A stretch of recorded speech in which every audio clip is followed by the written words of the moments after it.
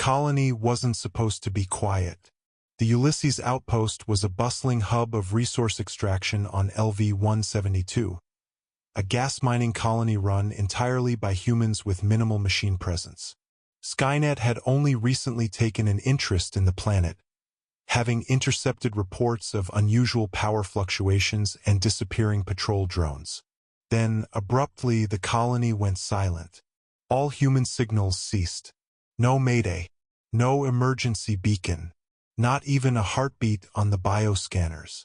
Skynet dispatched a recon unit, 5 T-850 infiltration units, each equipped with full tactical loadouts and human disguise protocols.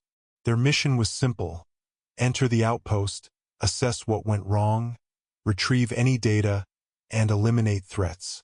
They landed at 0300 local time. Dust howled across the landing pad, kicked up by winds that never seemed to rest. The metal of the landing ramp groaned as the Terminators marched into the abandoned colony. Each of them was identical in function, emotionless, purposeful, efficient, but to maintain individuality in combat conditions, they were assigned designations: Alpha, Beta, Delta, Echo, and Kilo. "Infrared shows no life signs," said Alpha, scanning the shadows. "Motion scanners clear.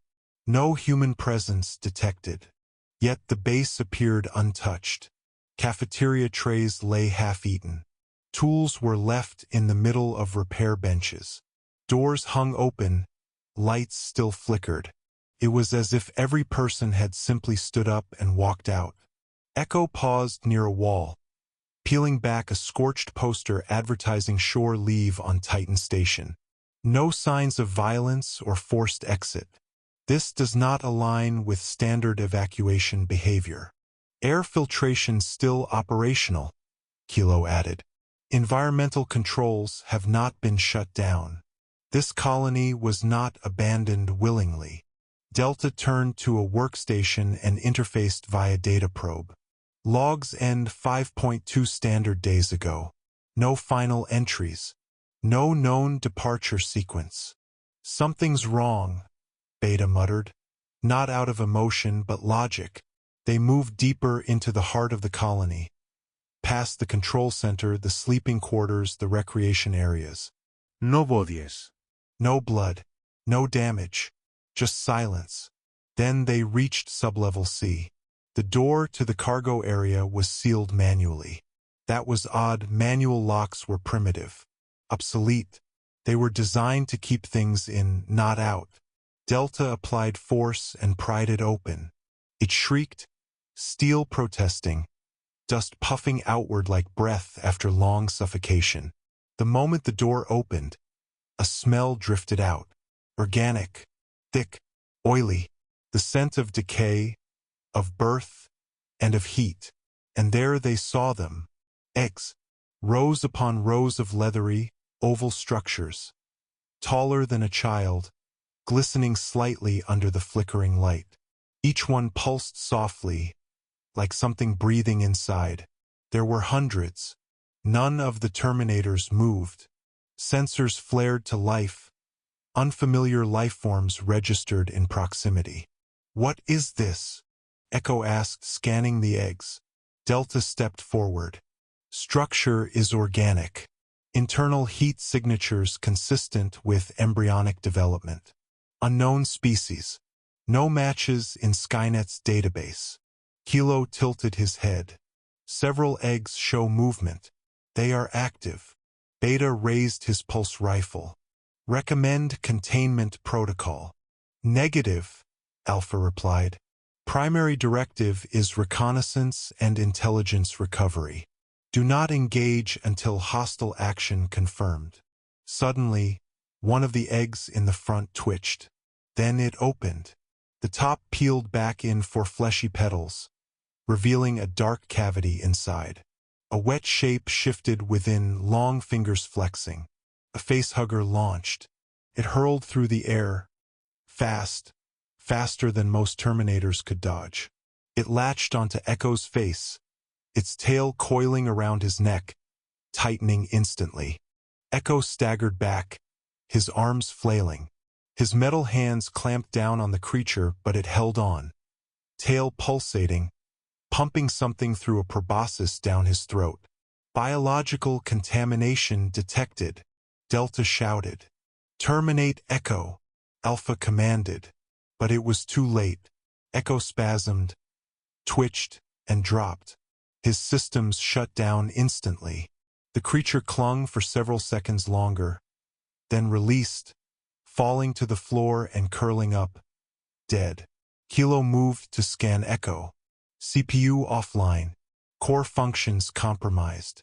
Organic interference suspected in central matrix. He is not salvageable, Beta said, raising his rifle. We have been compromised. Mission has escalated, Alpha said. Colony has been infested.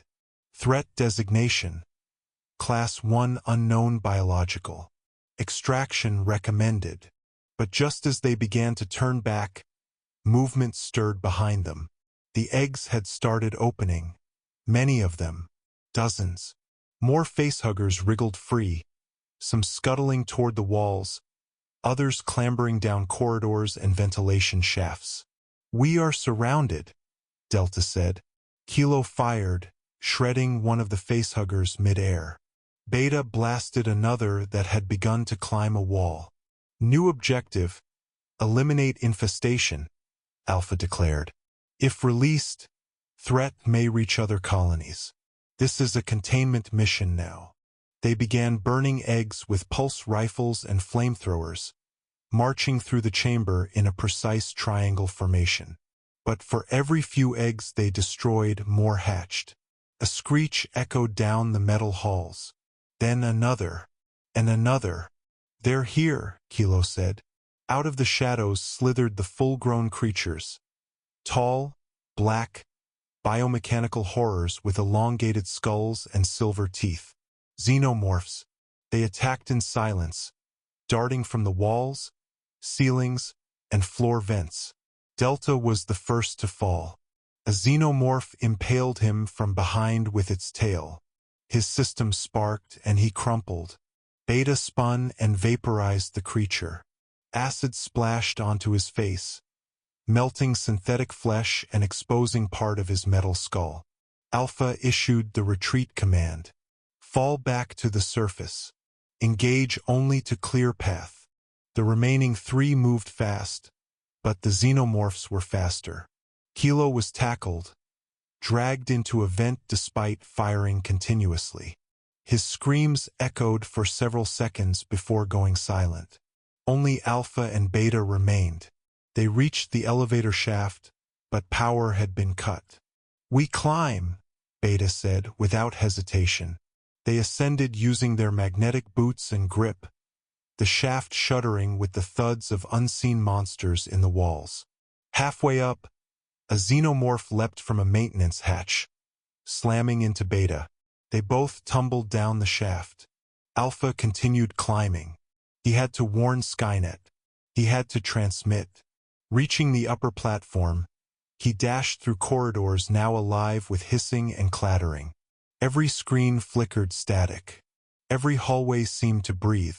He reached the command hub, sealed the door, connected to the communications terminal.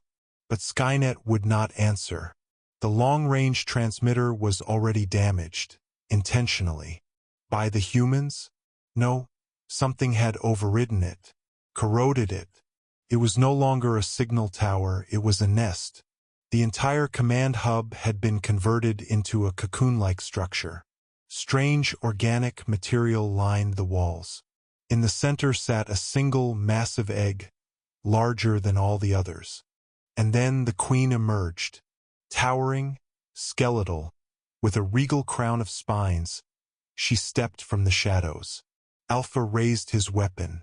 The queen shrieked, but before he could fire, something pierced his back. Tail barbed, serrated. His vision flickered. His arm spasmed. A xenomorph had flanked him. He dropped to his knees. His internal core detected contamination. Synthetic fluids poured from his wounds. As his vision dimmed, he began recording. Even in death, data mattered. He focused on the queen's movements, her spawning patterns, the temperature of the hive, the faces of the creatures. He recorded until his memory core went black. 2 days later, a Skynet retrieval team arrived, only to find nothing. The colony was gone. Every structure had been hollowed out, melted by acidic resin. The landing pad was shattered. No signs of the original squad remained.